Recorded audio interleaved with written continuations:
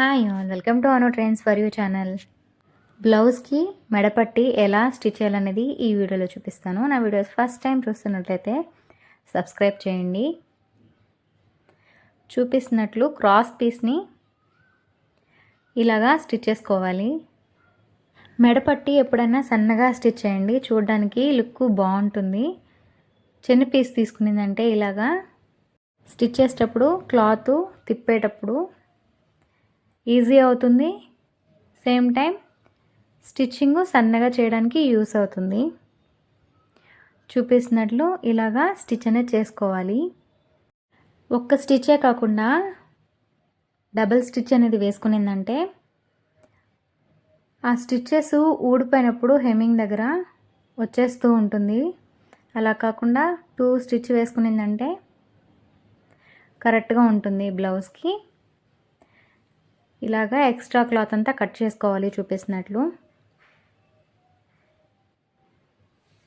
Full ఇలానే కంటిన్యూగా అన్నీ స్టిచ్ చేసుకొని ఇలా రెడీ చేసి పెట్టుకోవాలి. ఇలా రెడీ చేసుకున్న క్లాత్ని ఎటువైపు అయితే ఖర్చులు ఉన్నాయో అవి పై వైపున రావాలి. కరెక్ట్గా బ్లౌజు పీస్ ఉంది కదా, కొంచెం ముందుకు వదులుకొని ఇలాగా లోపలికి ఫోల్డ్ చేసుకోవాలి. ఇలా ఫోల్డ్ చేసుకొని పాదం మందంలో స్టిచ్ చేస్తూ రావాలి. సాగదీయద్దు, క్లాత్ని నిదానంగా జరుపుకుంటూ స్టిచ్ చేస్తూ రావాలి.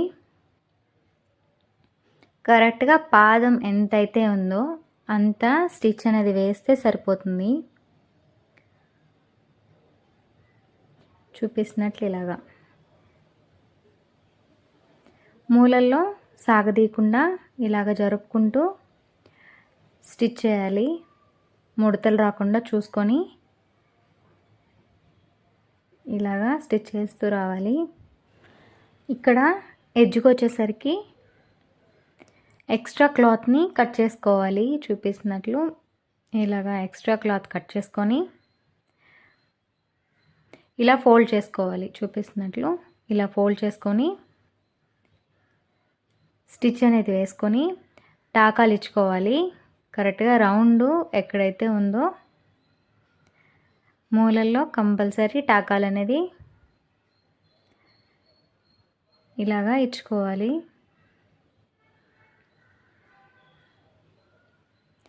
ఫ్రంట్ సైడ్ కూడా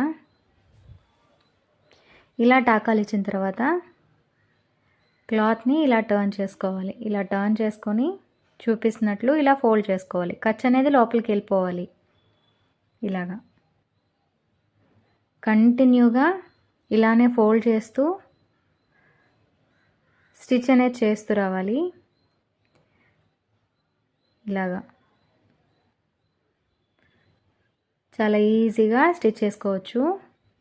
చూపిస్తున్నట్లు ఇలా ఫోల్డ్ చేస్తూ ముడతలు రాకుండా స్టిచ్ చేస్తూ రావాలి. ఇలాగా స్టిచ్ చేసిన తర్వాత ఎడ్జ్న ఇలా ఫోల్డ్ చేసుకొని స్టిచ్ అనేది వేసుకోవాలి.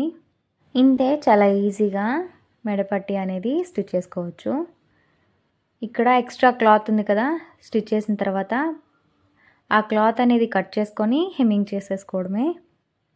సన్నగా హెమ్మింగ్ అనేది ఇలా వస్తుంది. ఈ వీడియో మీకు నచ్చినట్లయితే లైక్ చేయండి, షేర్ చేయండి, సబ్స్క్రైబ్ చేయండి.